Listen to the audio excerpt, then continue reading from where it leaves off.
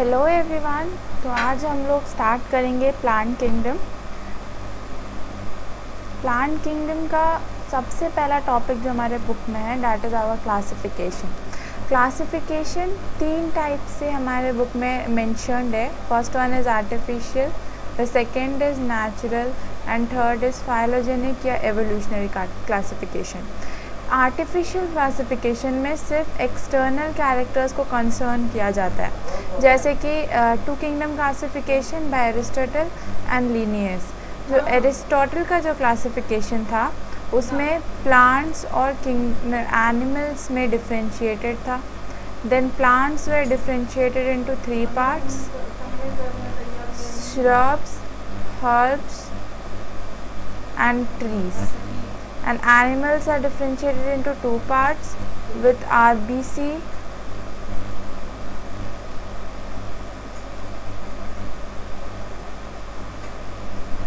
and without RBC।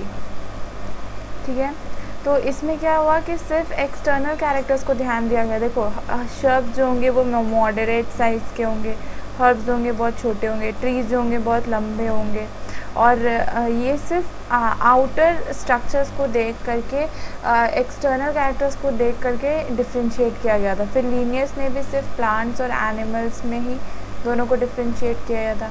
तो इस तरह की जो क्लासिफिकेशन होती है जिसमें सिर्फ एक्सटर्नल स्ट्रक्चर्स को कंसर्न किया जाता है उनको हम आर्टिफिशियल क्लासिफिकेशन बोलते हैं। नेचुरल क्लासिफिकेशन में दोनों इंटरनल और एक्सटर्नल कैरेक्टर्स को कंसर्न किया जाता है, जैसे कि हमारा R.H. विटेकर का क्लासिफिकेशन, 5 किंगडम क्लासिफिकेशन। इसका तो बेसिस ही यही है कि मोड ऑफ रिप्रोडक्शन क्या है, मोड ऑफ उनका मोड ऑफ न्यूट्रिशन कैसा है, ऑटोट्रॉफिक है या हेटेरोट्रॉफिक, उनकी सेल वॉल की केमिस्ट्री क्या है, वो प्रोकैरियोट्स है या यूकैरियोट्स है।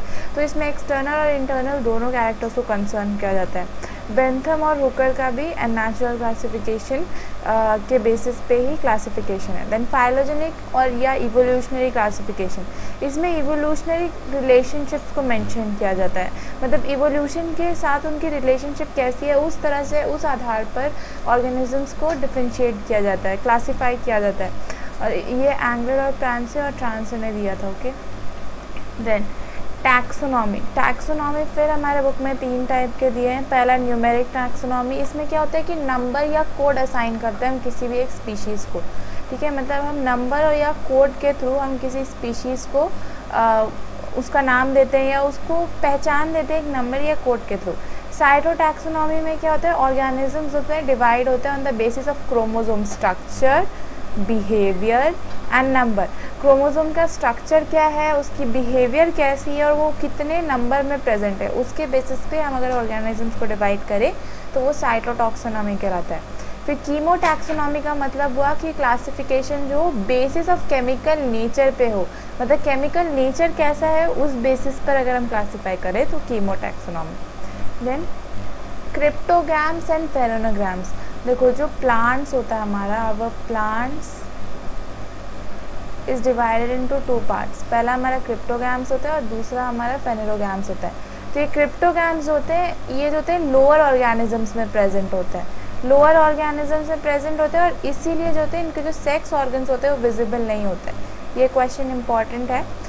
ये फेनेरोग्राम्स के रिस्पेक्ट में भी कि किसके पास विजिबल है तो फेनेरोग्राम्स होगा, किसके पास विजिबल नहीं है या फिर हिडन होता है तो वो क्रिप्टोग्राम्स होगा। ये क्वेश्चन नीट में बहुत बार पूछा जाता है। और फिर उसके बाद दो नेक्स्ट पॉइंट है कि क्योंकि ये लोअर ऑर्गेनिज्म में फाइंड होता है तो ये 3 चीज़ों में मतलब 3 लोग कॉन्स्टिट्यूट करके टुगेदर क्रिप्टोग्राम्स कहलाते हैं। पहला हमारा algae, the second is our bryophytes and third is our pteridophytes. ठीक है, हमारे टेरिडोफाइट। और जो ये फेनेरोग्राम्स है ये 2 चीज़ कॉन्स्टिट्यूट करते हैं, our gymnosperms and our angiosperms. फिर आगे चल के एंजियोस्पर्म 2 पार्ट का होता है, मोनोकॉट्स और डाइकॉट्स। ठीक है, तो ये क्या है कि क्रिप्टोग्राम्स और फेनेरोग्राम्स प्लांट्स के 2 डिवीजन कहलाते हैं। जो क्रिप्टोग्राम्स होते हैं उनमें सेक्स ऑर्गन्स हिडन होते हैं, it is an important point, और फेनेरोग्राम्स में विजिबल होते हैं, ये भी इम्पॉर्टेंट है। अब क्या होता है फेनेरोग्राम्स में जिम्नोस्पर्म्स और एंजियोस्पर्म्स है। तो जिम्नोस्पर्म्स होते हैं इनके पास नेकेड सीड्स होता है, इनके पास जो सीड होती है कवर्ड नहीं होती, नेकेड होती है, और ये भी इम्पॉर्टेंट क्वेश्चन है, ये भी पूछा जाता है। देन अभी मैं देखो, जैसे जो एवोल्यूशन होता है वो कैसे होता है, जैसे हमारा वाटर का सोर्स है, ठीक है, तो हमारे जो प्लांट जो वाटर में पाए जाएँ पूरे के पूरे वो एल्गे। फिर थोड़ा हम एवोल्यूशन शो करें तो हमें फिर मिलता है ब्रायोफाइट्स, यानी कि प्लांट्स लैंड में तो है लेकिन इनको फर्टिलाइजेशन के लिए यानी कि जाइगोट की फॉर्मेशन के लिए इनको वाटर पे डिपेंड होना पड़ता है, ठीक है। देन थोड़ा हम और आगे जाएँ तो टेरिडोफाइट्स, तो इसमें क्या होता है कि ये जो होते हैं इनके ये फर्स्ट वैस्कुलर प्लांट्स होते हैं, ये फर्स्ट वैस्कुलर प्लांट्स होते हैं क्योंकि इसमें जाइलम और फ्लोएम प्रेजेंट होता है for conduction of food and water, ठीक है। थोड़ा और इवॉल्व हो तो हमें जिम्नोस्पर्म्स मिलता है। जिम्नोस्पर्म्स में क्या होता है, सीड्स का प्रोडक्शन होता है, इन तीनों में सीड्स का प्रोडक्शन नहीं होता, इधर सीड्स का प्रोडक्शन होने लगता है, लेकिन इसमें जो होती है सीड्स होती है वो नेकेड होती है, naked seeds, okay, naked seeds. जब हम थोड़ा और इवोल्यूशन शो करेंगे तो हमें एंजियोस्पर्म मिलेगा। इसमें जो सीड्स होती हैं ये मतलब अगर सीड है तो वो ओवेरियन वॉल से कवर्ड हो, यानी कि वेल डेवलप फ्रूट मिलता है हमें।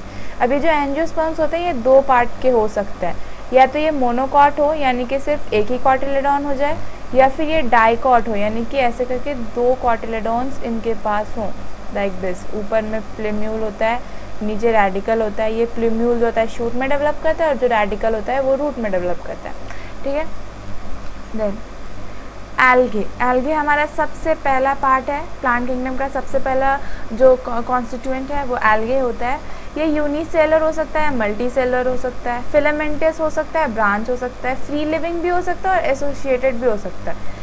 तो एसोसिएटेड का मतलब है कि वो किसी और ऑर्गेनिज्म पे डिपेंड करे, जैसे कि लाइकेन एल्गे और फंगी का एसोसिएशन है। तो एल्गे क्या करता है, उसको फूड प्रोवाइड करता है और फंगी एल्गे को प्रोटेक्शन प्रोवाइड करता है। तो ये दोनों साथ में अपना लाइफ साइकिल कंप्लीट करते हैं।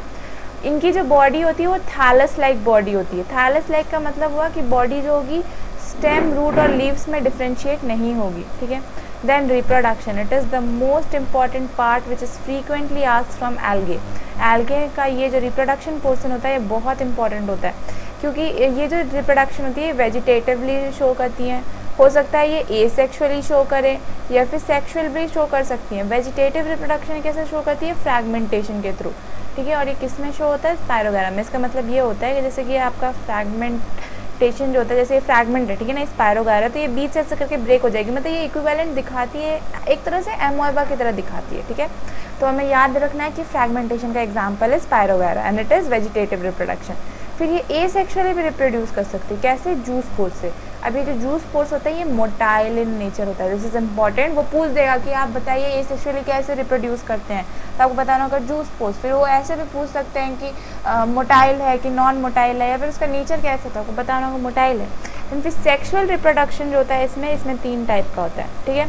Sexual reproduction can be of 3 types. अभी सेक्शुअल रिप्रोडक्शन कैसे 3 टाइप्स का होगा, पहला होता है हमारा आइसोगैमस, देन दूसरा होता है एनाइसोगैमस और तीसरा होता है oogamous. Let me explain you. देखो कैसे ये होता है, देखो जैसे कि हमारा सबसे पहला है आइसोगैमस, ओके। आइसोगैमस का मतलब होता है कि दोनों जो गैमीट्स होंगी वो सेम इन साइज होगी। देखो सिमिलैरिटी शो करती है वो, दे आर सिमिलर। किस में सिमिलर होती हैं ये, similar in shape and size, shape और साइज में सिमिलर होती हैं, ठीक है। तो ये जो होती है आइसोगेमस जो होंगी, आइसोगेमस, इसमें दोनों जो गैमीट्स होती है मेल और female, female and male both are similar in nature. Then फिर सेकेंड होता है हमारा एनाइसोगेमस। इसमें क्या होता है, मेल और फीमेल जो होती हैं बहुत ही डिफ्रेंशिएशन शो करेगी। जैसे सपोज ये हमारी फीमेल गैमीट है तो ये हमारी मेल गैमीट है, ठीक है। दोनों एक दूसरे से बहुत अलग होते हैं। और तीसरा होता है हमारा ऊगैमस। ऊगैमस में क्या होता है, जो फीमेल होती है ना जनरली बहुत लार्ज होती है, ठीक है, लार्ज होती है और स्टेशनरी इन नेचर होती है, ठीक है। और जो मेल होता है वो छोटा होता है और वो मोटाइल होगा, ठीक है। They are motile in nature, they are small and motile in nature. अब ये मोटाइल है तो इसका मतलब है कि फीमेल गैमीट के पास मेल गैमीट पहुंचता है, ठीक है। तो this is how they reproduce sexually. Now then coming to the next one, importance of algae, ठीक है। इसका इम्पोर्टेंस भी बहुत इम्पॉर्टेंट है. This is also a part which makes it a question specially for NEET. तो इसका पहला importance है कि ये कार्बन डाइऑक्साइड फिक्स करता है. सबसे ज़्यादा कार्बन डाइऑक्साइड फिक्स करता है. जितने प्लांट्स हैं बाकी पूरे प्लांट किंगडम में सबसे ज़्यादा कार्बन डाइऑक्साइड एल्गे फिक्स करता है. देन एक होता है हाइड्रोकोलॉइड होता है नेचर में. इसका मतलब होता है कि वाटर होल्डिंग कैपेसिटी शो करता है. अब कौन होते हैं जो वाटर होल्डिंग कैपेसिटी शो करते हैं? एल्गे भी तो भाई 3 टाइप का होता है ना, red algae, brown algae and green algae. तो brown algae and red algae shows the most hydrocolloid nature, यानी कि वाटर होल्डिंग कैपेसिटी. ठीक है. अभी जो ब्रायोफाइट्स है ये क्या करते हैं इसमें, द ब्राउन एल्गे में हमारी एल्जिन होती है जो कि सबसे ज़्यादा वाटर होल्डिंग कैपेसिटी शो करेगी. And the red algae has carrageenan, CARAGREN, carrageenan, which shows the highest hydrocolloid property. ठीक है. ये फूड की तरह भी यूज़ हो सकता है, जैसे कि लेमिनेरिया हो गया, सरगैसम हो गया एंड पॉरीफायरा. ये these two, laminaria and sargassum, are examples of brown algae. तो देखो ब्राउन एल्गी कितनी इंपॉर्टेंस रखती है. ये इसमें एल्गिन है जो कि हाइड्रोकोलॉइड शो करता है. देन फिर लेमिनेरिया और सरगैसम है जो कि फूड की तरह यूज़ होता है. अभी एक और पॉइंट होता है कि जो स्पाइरुलिना होता है उसके 4 tablets, these are the 4 tablets, यानी कि 1 ग्राम स्पाइरुलिना जो होता है वो इक्विवेलेंट होता है हमारे 1 kg ऑफ बैलेंस डाइट के. 1 kg ऑफ बैलेंस डाइट के इक्विवेलेंट होगा कौन? Spirulina. The spirulina is equivalent of 1 kg of balance diet. और क्योंकि आप देखो 1 ग्राम जो होंगे यानी कि 4 टैबलेट जो स्पाइरुलिना होंगे वो 1 kg बैलेंस डाइट से ऑब्वियसली हल्के होंगे. और स्पेस में जब कोई जाता है तो बहुत ही ज़्यादा हमें देखना होता है कि ज़्यादा वेट ना हो, क्योंकि ऊपर ट्रैवल करना है. आप कितने दिन वहाँ रहोगे उसका कोई ठिकाना नहीं होता. It is very complicated process. तो हमें बहुत ही कम वेट वहाँ पे लेके जाना होता है. तो हम वहाँ पे क्या करते हैं, ये स्पाइरुलिना जो होता है ये स्पेस ट्रैवलर्स कैरी करते हैं ताकि उनको खाने की कमी ना हो, उनके शरीर में पोषण की कमी ना हो. तो 1 gram of spirulina is equivalent to 1 kg of balance food and so it is carried by space travellers. तो ये जो स्पाइरुलिना होता है ये एल्गे होता है, यानी कि वो एल्गे को फूड के सोर्स की तरह लेके जाते हैं ताकि उन्हें न्यूट्रिशन मिल सके. देन अगार जेल जो होता है ये आइसक्रीम और जेली बनाने में हेल्प करता है. और ये यूज़ होता है DNA सेपरेशन के लिए भी. वो जो जेल इलेक्ट्रोफोरेसिस होता है एक मेथड होता है, उसमें क्या होता है हम DNA फ्रेगमेंट्स को इस तरह से अलग अलग करते हैं. ठीक है. तो ये किसके थ्रू होता है? अगार जेल मतलब मीडियम की तरह इसमें यूज़ होता है. और जो ग्रेसिलेरिया और जेलिडियम होता है ये वो एल्गे हैं जो कि अगार जेल को ऑब्टेन करवाते हैं. इनके थ्रू हमें अगार जेल ऑब्टेन होता है. ठीक है.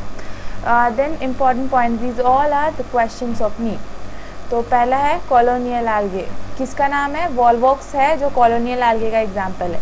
फिर फिलामेंटस एल्गे, उसमें भी 2 पार्ट्स है. अगर 100 मीटर हाइट पे पूछेगा कि फिलामेंटस एल्गे बताओ तो हमें बताना होगा केल्प. अगर बोलेगा प्रोफ्यूसली ब्रांच फिलामेंटस एल्गे बताओ तो हम बताएंगे ectocarpus. Then single celled algae is Chlamydomonas.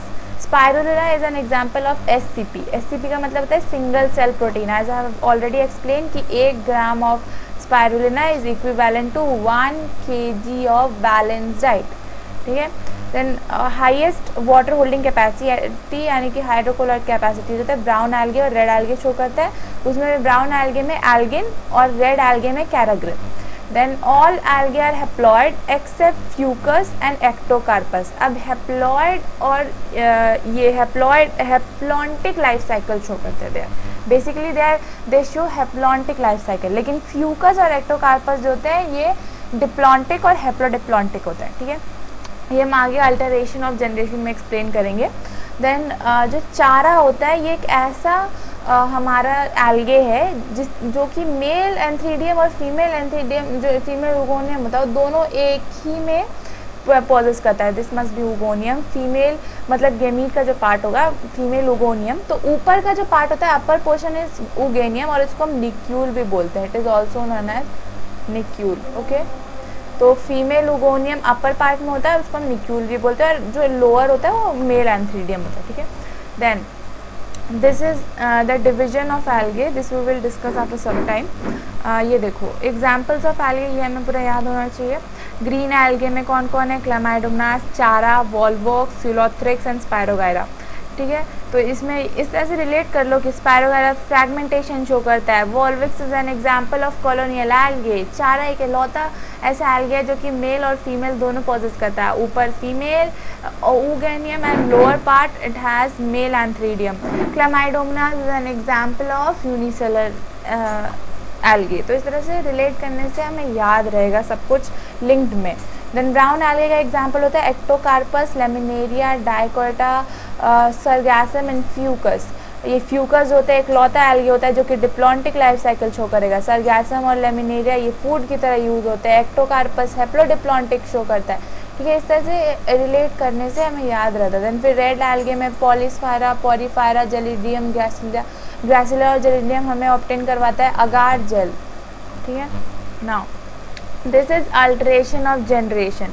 Alteration of generation मतलब क्या? देखो ये जो हमारा जो एल्गे होता है इसमें दो फेजेस होते हैं। पहला हमारा एक स्पोरोफाइट होता है और एक गैमेटोफाइट होता है। तो स्पोरोफाइट क्या होता है? नाम से पता चल रहा है कि वो स्पोर्स को प्रोड्यूस करेगा। See it produces spores.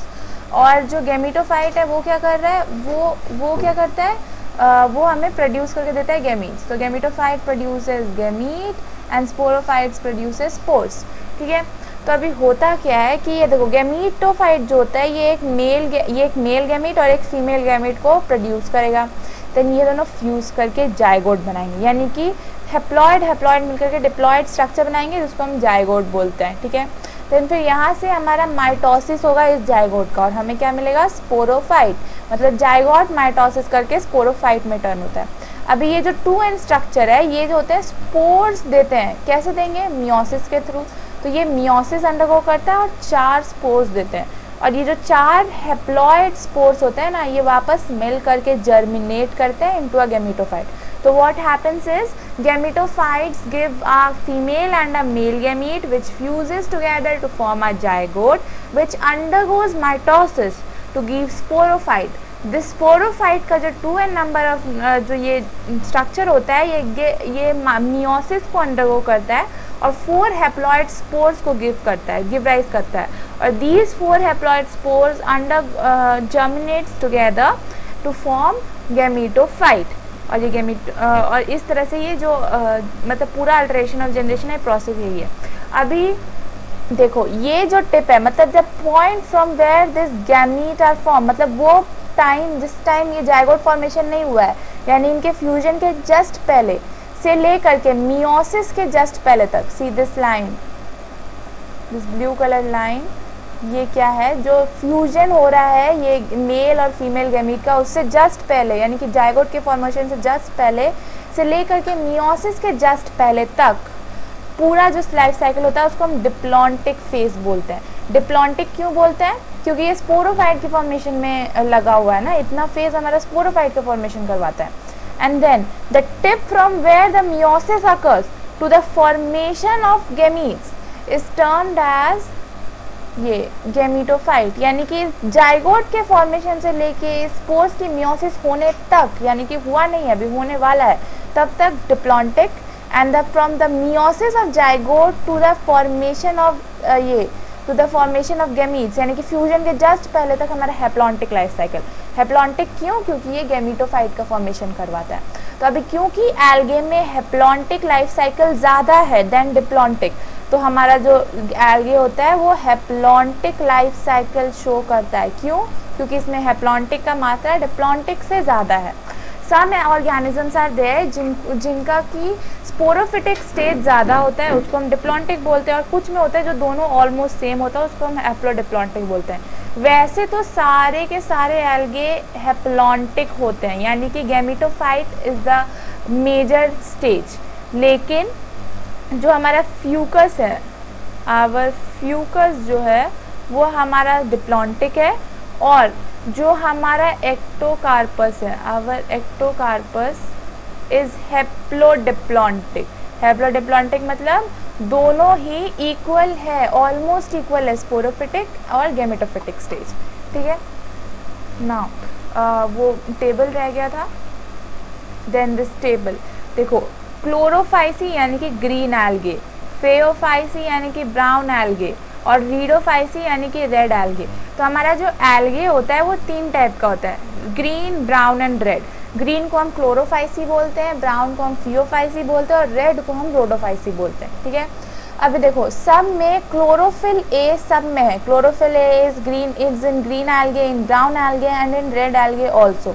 अब क्योंकि क्लोरोफिल ए तीनों में होता है तो हम इसको एसेंशियल क्लोरोफिल बोलते हैं, एसेंशियल पिगमेंट बोलते हैं। क्यों? क्योंकि ये एसेंशियल इसलिए है क्योंकि ये लाइट को एब्जॉर्व करता है और ये कन्वर्जन भी करवा सकता है लाइट एनर्जी की केमिकल एनर्जी में। बाकी जितने क्लोरोफिल होते हैं या जितने भी पिगमेंट्स होते हैं वो क्या करते हैं, सिर्फ लाइट को एब्जॉर्व कर सकते हैं, लेकिन जो क्लोरोफिल ए है वो लाइट को एब्जॉर्ब भी करता है और लाइट एनर्जी को केमिकल एनर्जी में कन्वर्ट भी करवाता है। ठीक है, अब बेसिकली ये लोग जो फूड स्टोर करते हैं ये कार्बोहाइड्रेट्स होता है, बेसिकली कार्बोहाइड्रेट्स, जैसे कि क्लोरोफाइसी स्टार्च स्टोर करता है, मैनिटोल और laminarin are stored by brown algae, they are modified carbohydrates. और फ्लोरिडियन स्टार्च ये भी एक तरह का स्टार्च है जो कि रोडोफाइसी यानी कि रेड एल्गे ये करता है, पॉजेस करता है या स्टोर करता है। ठीक है, तो जो इनकी सेल वॉल की केमिस्ट्री होती है ये देखो, सेल्यूलोज एंड एल्गिन और सेल्यूलोज, यानी कि ग्रीन एल्गे सेल्यूलोज,